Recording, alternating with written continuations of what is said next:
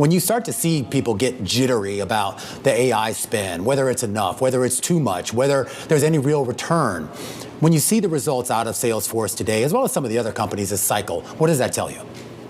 Validation movement. I mean, look at MongoDB as another one, right? And you saw it with CrowdStrike on the AI side as well. Look, Romaine, I think what you're starting to see here is the second, third, fourth derivatives. They're now playing out with the AI revolution. That's going to be the theme 2026.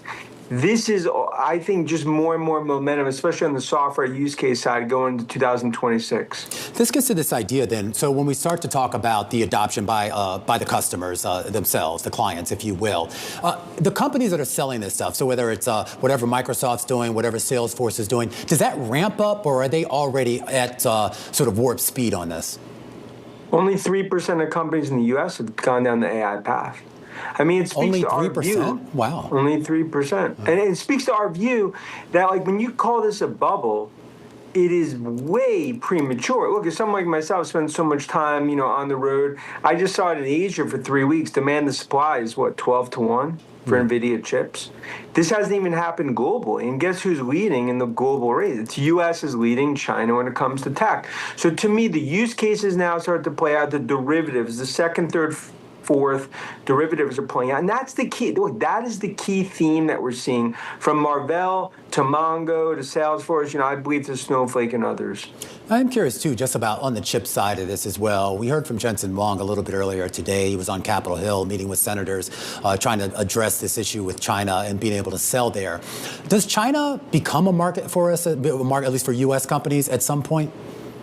Oh, yeah, I think you can talk about the Trump visit in April and then probably reciprocal here. It's a matter of time. I mean, we are not going to give that market to Huawei and take it away from Nvidia and what I believe U.S. chips. And that's what the godfather of AI, no one has a better perspective what Jensen's seeing. You don't want to give that market to Huawei and domestic competition. I think that's what's going to continue to play out in this arms race.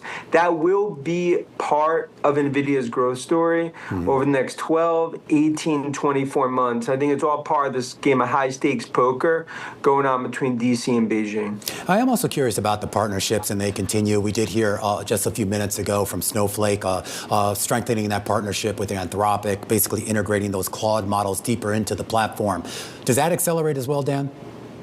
It has to, because in this arms race, that's what everyone's focused on. Put stakes in the ground, whether it's NVIDIA, OpenAI, Snowflake, everything Lisa Su's doing, AMD. Look, they could get criticism for it in terms of some of the circular financing and other issues.